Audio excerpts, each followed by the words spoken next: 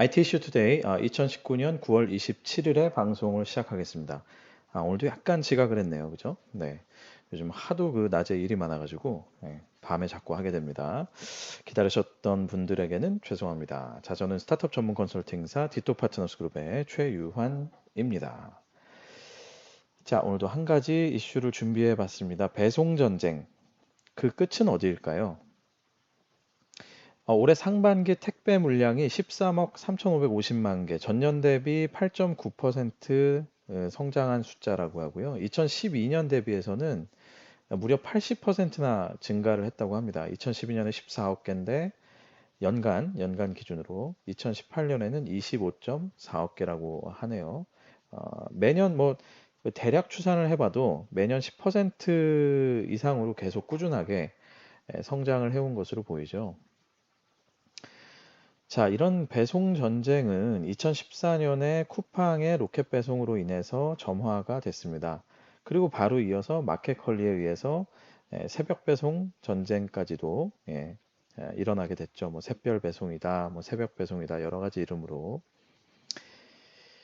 실제로 새벽 배송은 2015년에 100억 원이었던 규모가 2018년에는 4천억 원, 40배나 성장을 했고요. 올해는 한 8천억 원 정도 될 거라고 예상을 하고 있습니다. 배송 시간 단축이 가능하다는 건 결국 어떤 의미일까요? 가만히 생각을 해보면 내가 주문을 했는데 어떤 물건이 30분에서 3시간 내에 왔다. 그럼 그걸 이제 거꾸로 그 배송되는 과정을 이제 거꾸로 비디오. 이게 지금 시대가 어느 시대인데 동영상을 거꾸로 돌린다고 생각하고 한번 이렇게 상상을 해보십시오. 그러면 내가 주문을 했는데 3시간 만에 왔다는 건 그걸 결국 반대로 되짚어 보면 내 집에서 30분 내지는 3시간 내에 내가 주문한 물건이 이미 준비되어 있었어야 되는 거잖아요. 그죠? 그렇기 때문에 그게 그렇게 그 배송이 가능한 거겠죠. 자, 요 얘기를 다시 좀 풀어보면 물류센터가 일단은 근거리에 위치해 있어야 이게 물리적으로 가능한 얘기죠. 뭐 물류센터 자체가 뭐 우리 집에서 뭐 4시간 떨어져 있는데 3시간 배송 이렇게 안 되는 거니까. 자, 그다음 두 번째는 어떻습니까? 수요 예측을 통해서 제품이 미리 그곳에 배치가 돼 있어야만, 그래야만 이제 나한테 또 즉각 내가 주문하는 즉시 3시간 뭐 이내로 이렇게 배송이 될 수 있겠죠. 그리고 또 하나 마지막으로 물류센터가 근거리에 있다 한들 배송 단계가 최소한 축소돼야죠. 예를 들어서 물류센터는 우리 집에서 1시간 정도 거리에 있는데 이게 오는 동안에 한 20군데를 막 둘러서 와요. 그럼 직선 거리는 1시간이지만 얘가 들러서 오는 동안 뭐 4시간 걸리는 거죠. 그죠? 그렇게 되면 결국 이제 이 시간을 못 맞추겠죠. 그러니 크게 생각을 해보면 이건 그냥 제가 추측을 하는 겁니다. 저는 뭐 배송이나 물류의 뭐 전문가는 아닌데 그냥 상식적으로 추측을 해보는 거예요. 그럼 첫 번째는 일단 센터가 근거리에 있어야 되고 두 번째는 거기에 내가 원하는 물건이 있어야 되고 세 번째는 거기서 여기까지 오는데 배송 단계가 최대한 그 축소가 돼야지만 그래야지만 이제 빠른 배송이 가능하겠죠.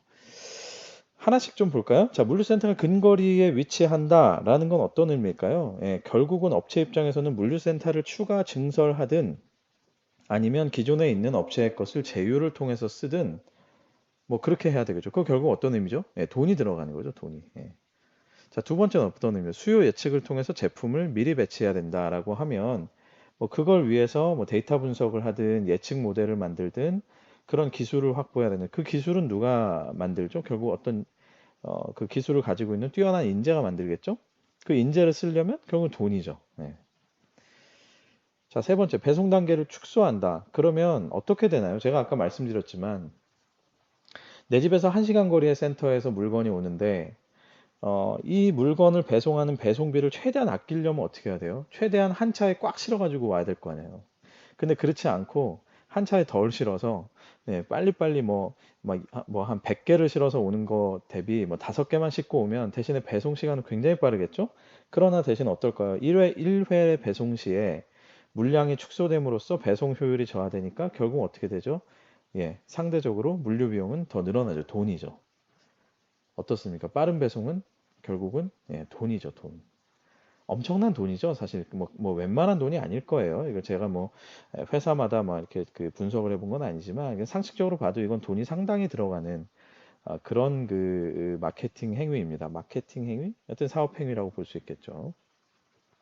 자, 그럼에도 불구하고 업계는 계속해서 출혈 전쟁을 이어가고 있습니다.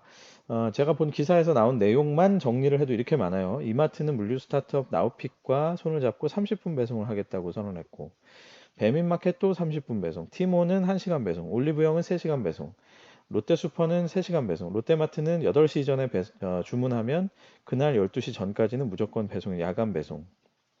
엄청나죠? 예, 다양한 모델들.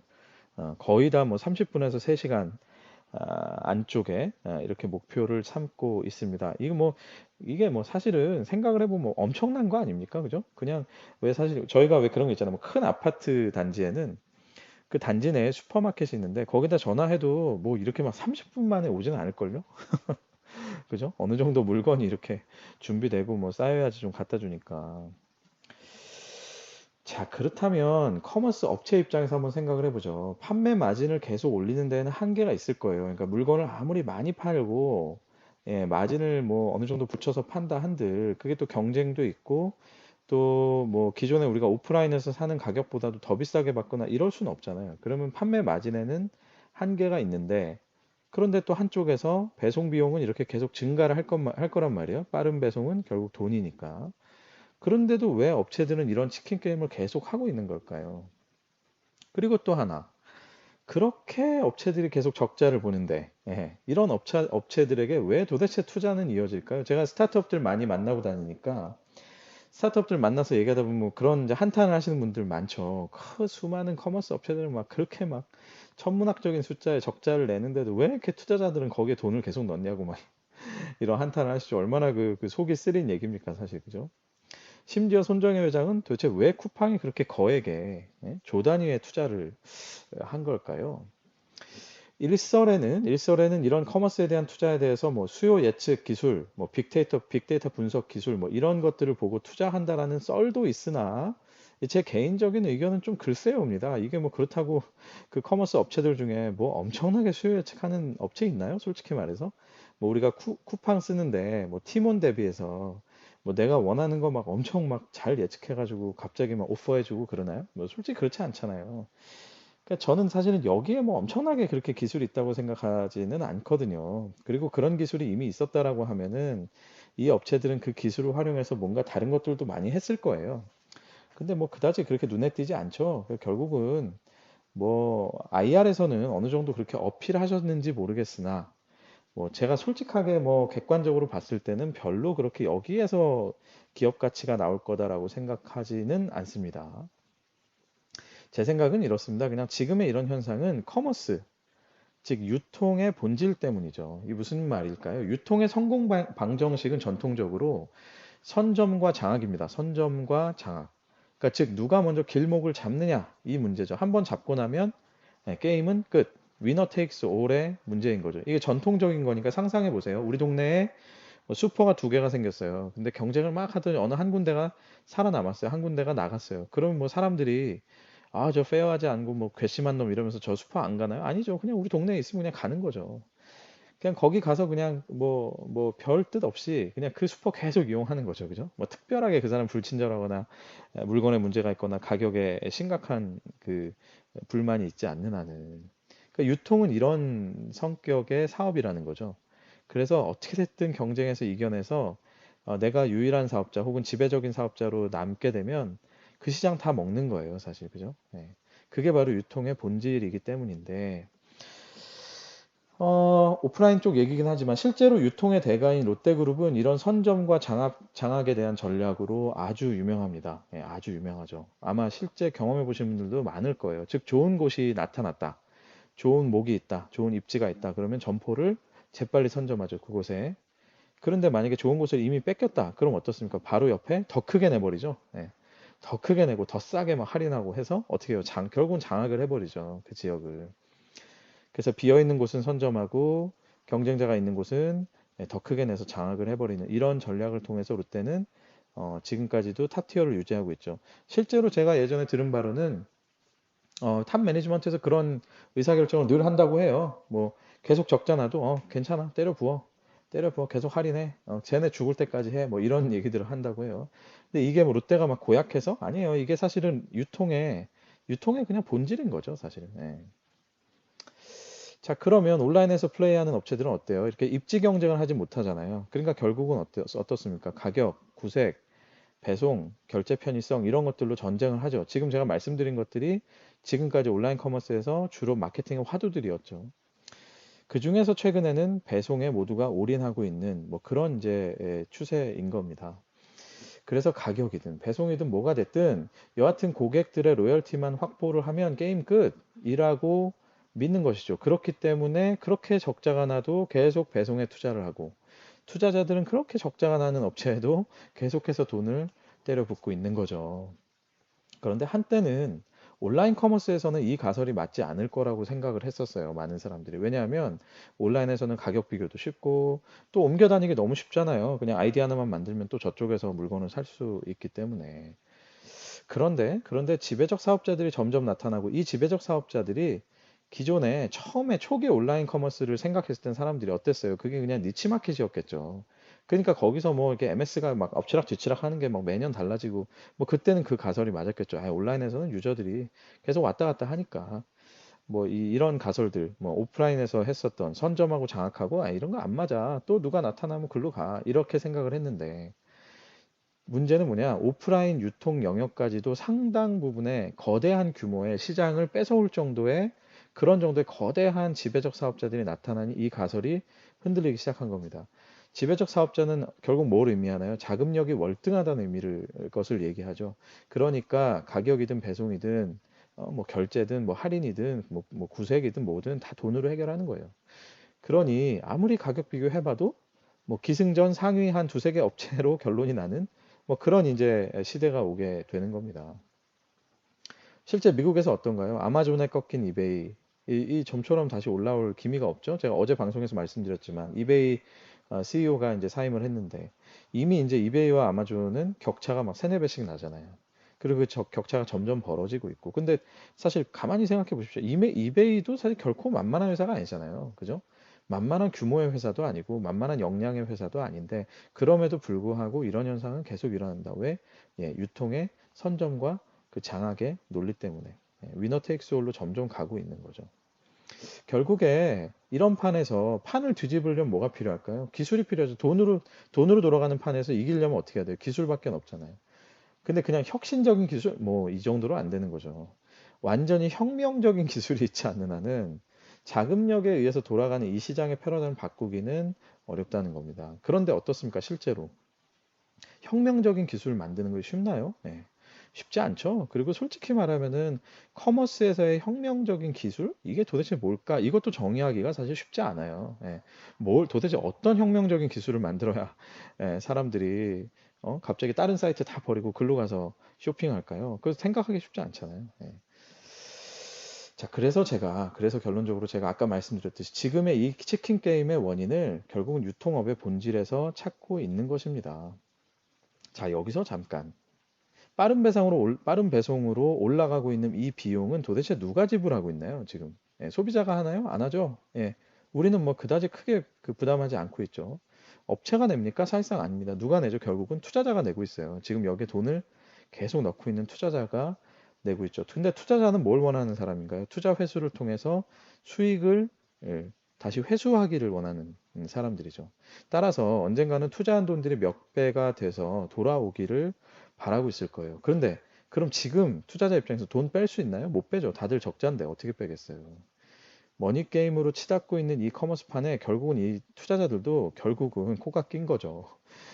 치킨 게임에 합류하게 된 셈입니다. 정확히 얘기하면 누군가는 넣은 돈이 있는데 이게 손절도 못하고 계속 지금 질질 끌려가는 상황도 있을 거예요. 투자자 중에서는.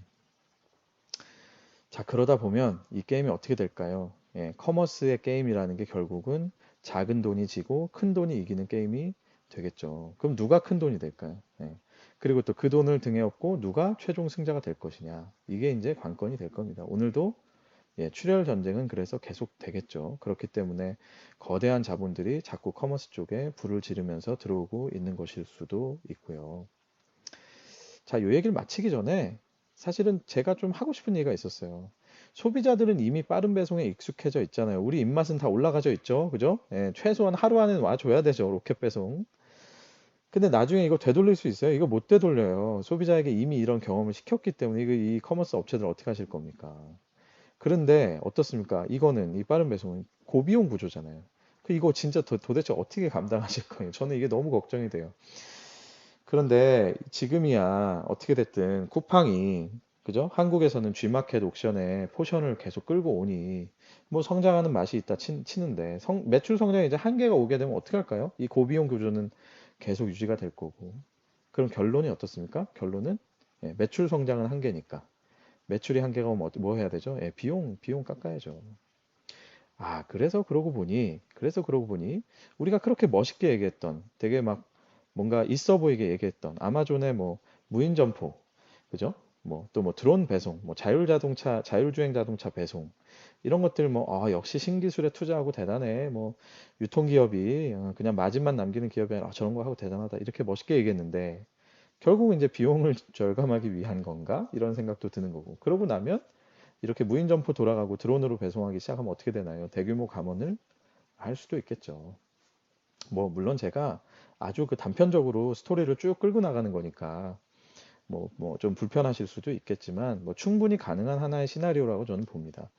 그래서 결국 지금 우리가 맛보고 있는 이 달콤한 로켓 배송, 새벽 배송, 이게 이제 가까운 미래에 누군가에게는 이제 실직으로 이어질 수도 있는 그런 문제가 아닐까. 결국은 비정상적으로 어딘가에 돈이 막 쏟아지는데 그걸로 인해서 비정상적인 서비스들을 저는 맛보고 있다고 보는데 이게 결국 언젠가는 부작용을 낳는다고 보는 거죠. 그래서 이게 이제 제가 쓴 얘기가 그건데요. 개인적으로 로켓 배송, 새벽 배송이 그렇게 막 달갑진 않아요. 왜냐하면 혁신적인 요소보다는 그냥 과도한 비용으로 인해서 막 만들어내는 경쟁이라서 사실 달갑진 않습니다. 분명히 이렇게 가는 사업들은요, 언젠가 후폭풍이 오거든요. 분명히 오거든요. 그게 좀 걱정이 돼요. 자, 누군가 커머스 천재가 나타나서 하여튼 이 문제를 해결해 주기만을 바래 봅니다. 라고 마치는 저는 아주 아니라고 무책임한 그런 결론으로 끝내는 그런 사람이겠죠. 뭐, 뭐, 뭐 억울하시면 뭐 저를 뭐 커머스 판에 예, 데려가시든가요. 하여튼 뭐 저도 답은 없습니다. 근데 정말 걱정이 많이 돼서 이 문제는 일부러 팩트 약간 그리고 제 생각을 많이 넣어서 다뤄봤습니다. 알아두면 쓸모있는 그 밖의 뉴스들 한 가지 뉴스입니다. 블록체인 기반의 모바일 운전면허증 이게 규제 샌드박스에서 임시 허가를 획득했다고 해요. 그러니까 휴대폰상에 운전면허증이 올라가는 거죠. 근데 블록체인으로 관리되니까 누군지 인증이 가능한. 이건 결국 어떻습니까? 디센트럴라이즈드 아이디라고 해서 이 분산형 그 인증 체계, 그 인증 체계에 어떻게 보면 효시가 될 수 있는 그런 되게 중요한 시도가 될 것 같습니다. 재밌는 시도가 될 것 같고요. 어떤 모습으로 돌아가게 될지 기대를 해보겠습니다. 네, 오늘 이슈 여기까지입니다. 유튜브 채널과 페이스북 페이지에서 디톡 파트너스 그룹을 검색해 보십시오. 구독, 좋아요, 댓글도 많이 부탁드립니다. 오늘도 대한민국 IT를 위해서 수고해 주신 여러분들 수고 많으셨습니다. 저는 다음 주 월요일에 다시 찾아뵙겠습니다. 여러분 감사합니다.